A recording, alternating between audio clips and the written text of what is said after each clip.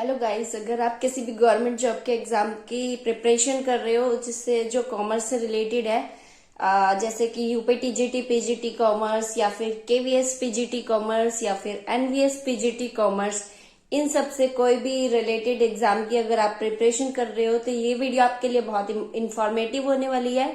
और मैं चाहती हूँ आप मेरी वीडियो को कंप्लीट देखें विदाउट स्किप किए। अगर आप मेरी वीडियो में आप सबसे पहले आए हैं तो मेरी वीडियो को आप लाइक करें, शेयर करें, सब्सक्राइब करें। ठीक है, तो मैं अपनी ये वीडियो स्टार्ट करती हूँ। तो मैं अपनी वीडियो को बिना लेट करे स्टार्ट करती हूँ क्वेश्चन नंबर 1 की तरफ। क्वेश्चन नंबर 1 है हमारा, which of the following is an obstacle to globalisation. Option A है हमारा वाइट बेस, बी है निच मार्केट एंड सी है obsolescence and D1 is competition.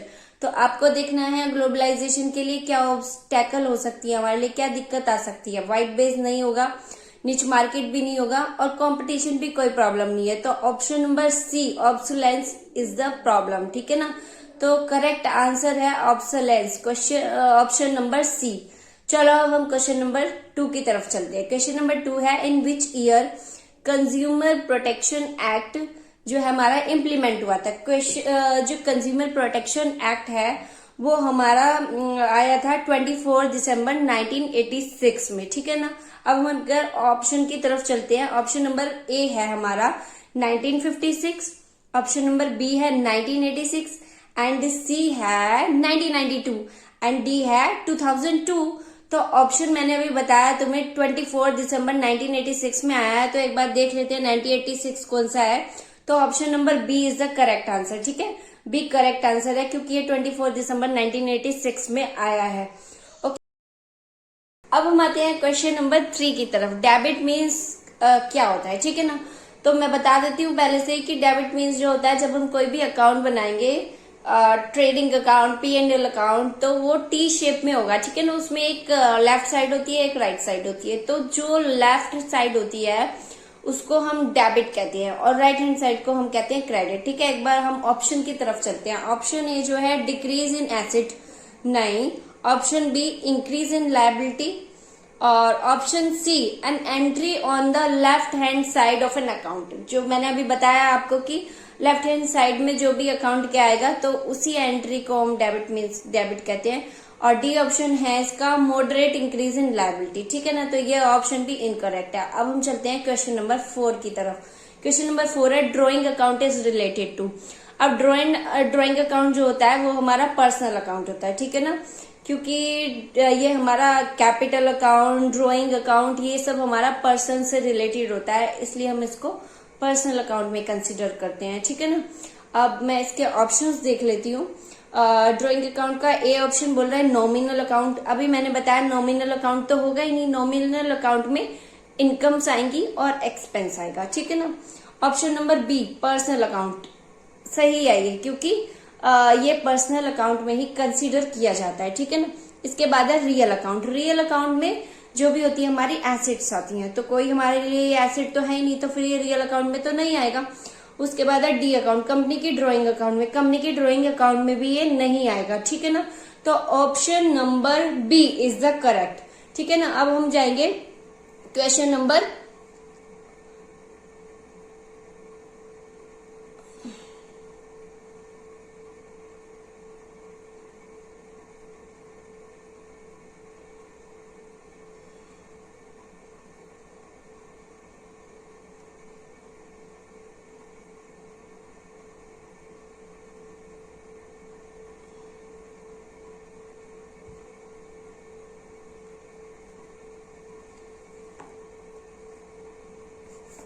अब हम आते हैं क्वेश्चन नंबर 5 की तरफ। ठीक है ना, क्वेश्चन नंबर 5 हमारा है, which of the following is related to nominal account. अब वो पूछ रहा है नॉमिनल अकाउंट में इनमें से कौन सा रिलेटेड है। ऑप्शन की तरफ बढ़ते हैं फटाफट। ए ऑप्शन में आता है बैंक अकाउंट। अभी मैंने बताया था बैंक अकाउंट जो है वो हमारा नॉमिनल में नहीं होगा क्योंकि एक्सपेंस और हमारा ये कोई इनकम तो है नहीं। ठीक है ना, बी है कमीशन अकाउंट, उसके बाद सी है फ्यूचर अकाउंट और डी हमारा आता है इंटरेस्ट टू रिसीव्ड अकाउंट। ठीक है ना, तो अभी हम बात करते हैं नॉमिनल अकाउंट। नॉमिनल अकाउंट में आएगा हमारा कमीशन, ठीक है ना, कमीशन अकाउंट, बी ऑप्शन हमारा सही है। ओके, क्वेश्चन नंबर 6 की तरफ चलते हैं। Goodwill account is related to. अब गुडविल अकाउंट जो होता है, गुडविल हमारी होती है एसेट। अब एक बार हम ऑप्शंस की तरफ देख लेते हैं। तो ए ऑप्शन में आएगा नॉमिनल अकाउंट, बी ऑप्शन में आएगा पर्सनल अकाउंट, एंड सी में आएगा रियल अकाउंट, और डी में आएगा टेंजिबल अकाउंट। ए में नॉमिनल एक्सपेंस और ये हमारी इनकम तो है नहीं। बी में पर्सनल अकाउंट, पर्सनल नहीं आएगा ये हमारा, ठीक है ना। सी में रियल अकाउंट, तो रियल अकाउंट है क्योंकि ये गुडविल जो होती है हमारी एसेट होती है, इंटेंजिबल एसेट, ठीक है। तो option number C is the correct. Okay, अब हम चलते हैं क्वेश्चन नंबर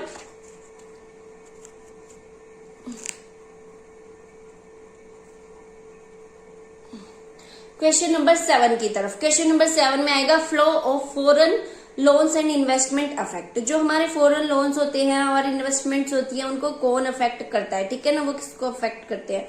तो ए ऑप्शन में आएगा ट्रेड बैलेंस को, बी ऑप्शन में आएगा क्या करंट अकाउंट बैलेंस को, और सी ऑप्शन में आएगा कैपिटल अकाउंट बैलेंस को, और डी ये बताएगा कि हमारा जो बैलेंस होता है उसको वो डिक्रीज कर देता है, ठीक है ना। तो जब हमारा फॉरेन लोन जो होती है या उसकी इन्वेस्टमेंट होती है तो हम उसको जो फ्लो होगा तो वो किस चीज पे अफेक्ट करेगा, तो वो हमारा ट्रेड बैलेंस पे भी अफेक्ट नहीं करेगा, करंट बैलेंस पे भी नहीं करेगा, करंट अकाउंट के बैलेंस पे, वो हमारा करेगा कैपिटल अकाउंट के बैलेंस पे, ठीक है ना। तो बैलेंस डिक्रीज होने का तो कोई मतलब ये ऑप्शन ही नहीं है, ठीक है ना। तो C option is the correct. Okay, right. Question number 8 की तरफ चलते हैं। What combination of the following factors influence the working capital requirement. Working capital requirement के लिए कौन से फैक्टर्स इन्फ्लुएंस करते हैं। अब हम फैक्टर्स की तरफ देख लेते हैं। Option number A market condition, और option number B production policy, C है फर्म्स की गुडविल, और डी है सप्लाई कंडीशन, ठीक है ना। Option number A market condition, ये ऑप्शन भी सही है, और इसमें हमारा आएगा B production policy, production policy भी सही है, और इसका जो ऑप्शन है D that is supply condition, ये तीनों ऑप्शंस सही है, ठीक है ना। जो इसका इनकरेक्ट आंसर है वो है फर्म्स गुडविल, ठीक है ना। तो कौन कौन से इसमें फैक्टर्स हमारे इन्फ्लुएंस करेंगे, ए करेगा, बी करेगा और डी करेगा, ये तीनों फैक्टर्स हमें वर्किंग कैपिटल रिक्वायरमेंट को इफेक्ट करेंगे। ओके, तो क्वेश्चन नंबर 9 की तरफ हम चलते हैं।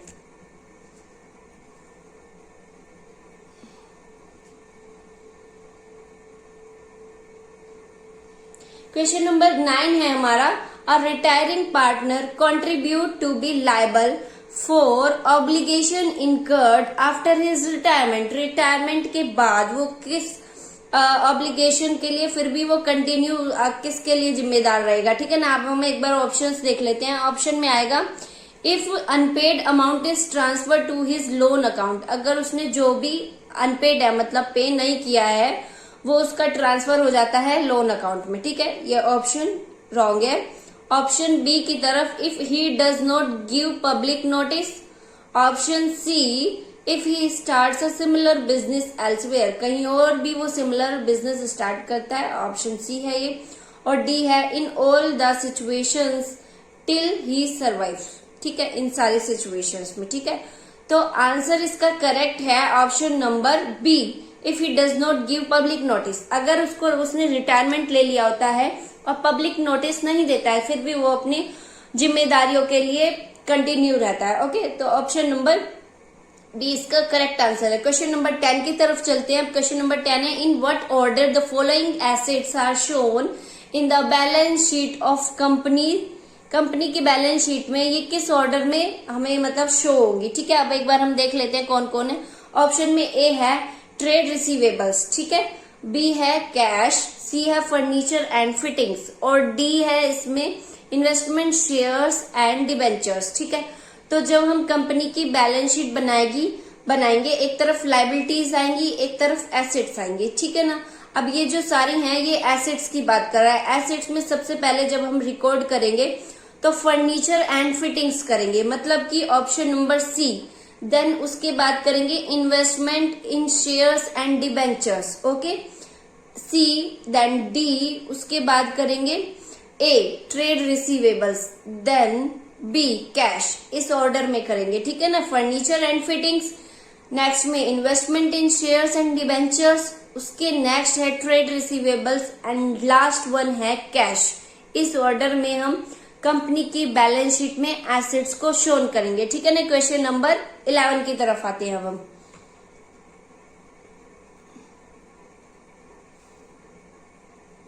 क्वेश्चन नंबर 11 में कहता है prepaid insurance is, prepaid insurance जो होती है उस क्या होती है, ठीक है ना। ऑप्शन नंबर ए है नॉमिनल अकाउंट। प्रीपेड, देखो कोई भी अगर ऑप्शन में आपको मिले प्रीपेड, एक्रूड, आउटस्टैंडिंग, एडवांस, ये वर्ड देखते ही आप समझ जाना कि ये पर्सनल अकाउंट की बात कर रहा है, ठीक है ना। अब हम एक बार ऑप्शंस देख लेते हैं। Prepaid insurance is, option A है नॉमिनल अकाउंट, बी है पर्सनल अकाउंट, सी है रियल अकाउंट, डी है प्रीपेड अकाउंट। अभी मैंने आपको बताया इसके आगे लगा हुआ है प्रीपेड, इंश्योरेंस के आगे प्रीपेड लगाया हुआ है, तो प्रीपेड जो लग गया है तो ये आ गया है हमारा किसमें, पर्सनल अकाउंट में। अगर ये इंश्योरेंस ही होता तो ये हमारा जाता नॉमिनल अकाउंट में, ठीक है ना। अब हम क्वेश्चन नंबर जो हमारा इसमें बी वो करेक्ट है। अब हम चलते हैं क्वेश्चन नंबर 12 की तरफ, ठीक है। According to the going concern concept, business entity is assume to have, going concern concept जो होता है उसमें हम क्या एज्यूम करके चलते हैं कि जो हमारा बिजनेस है वो एक लॉन्ग लाइफ होगी उसकी, ए ऑप्शन में, बी में है वेरी शॉर्ट लाइफ, छोटी सी लाइफ होगी, और सी ऑप्शन में है इंडेफिनेट लाइफ, ठीक है ना। बहुत मतलब हम कैलकुलेट ही नहीं कर सकते उसको, ठीक है ना। और डी है मीडियम लाइफ होगी, एक मीडियम लाइफ होगी, ठीक है ना। तो इसका आंसर है गोइंग कंसर्न जो कहता है वो कहता है लॉन्ग लाइफ के बारे में, कि जो हमारा बिजनेस चलेगा वो एक लंबे समय तक चलेगा, ओके। तो option number A is correct answer, okay. अब क्वेश्चन नंबर 13 की तरफ आते हैं फटाफट। क्वेश्चन नंबर 13 है contingent liability shown in the balance sheet because of, contingent liability को हम बैलेंस शीट में शोन करेंगे, लेकिन हम किस वजह से करेंगे उसको, उसका रीजन हम देख लेते हैं इन ऑप्शन से, ठीक है ना। ऑप्शन नंबर ए है कंसिस्टेंसी, क्या जो हमारे कंसेप्शंस होते हैं मतलब कि कंसिस्टेंसी की वजह से करेंगे क्या हम, जो हमारे प्रिंसिपल्स होते हैं ना, तो उसमें बी है मटीरियलिटी की वजह से, सी डिस्क्लोजर एंड डी एडवेंचर की वजह से, ठीक है ना। जो कंटिजेंसी होता है वो होता है हमारा डिस्क्लोजर की वजह से, जो भी हमारी चीजें होती हैं उनको डिस्क्लोज करना, तो disclosure, option number C is the correct answer, ठीक है ना। 14 की तरफ चलते हैं अब हम। Revenue is considered as being earned when, अब रिवेन्यू को हम कब कंसिडर्ड करते हैं, ठीक है ना। जब हम रिवेन्यू को अर्न करते हैं क्या तब करेंगे, नहीं, फिर भी मैं एक बार आपको ऑप्शंस की तरफ लेके चलती हूँ, आपको क्लियर हो जाएगा। ऑप्शन ए है कैश इज रिसीव, जब हम कैश रिसीव कर लेते हैं क्या तब, बी है प्रोडक्शन इज डन, जब प्रोडक्शन होता है तब, या फिर सी सेल इज अफेक्टेड, जब सेल अफेक्ट हो जाती है तब, डी है परचेज इज डन, जब परचेज हो जाती है क्या तब।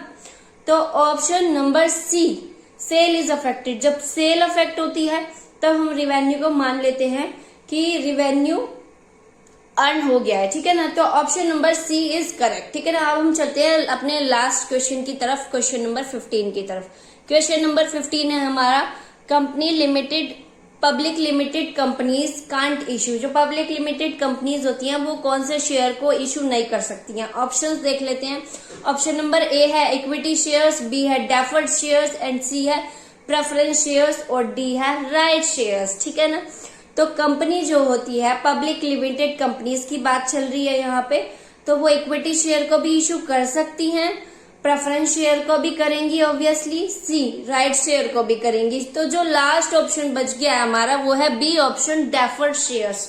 डेफर्ड शेयर्स को company public limited company issue नहीं करती है, तो ठीक है हमारा करेक्ट आंसर है बी, डेफर्ड शेयर को नहीं करेंगी। ओके, क्वेश्चन नंबर सी मैं एक बार रिपीट कर देती हूँ, इस क्वेश्चन को रीड आउट कर देती हूँ, उसके बाद इसका आंसर आपको कमेंट बॉक्स में देना है।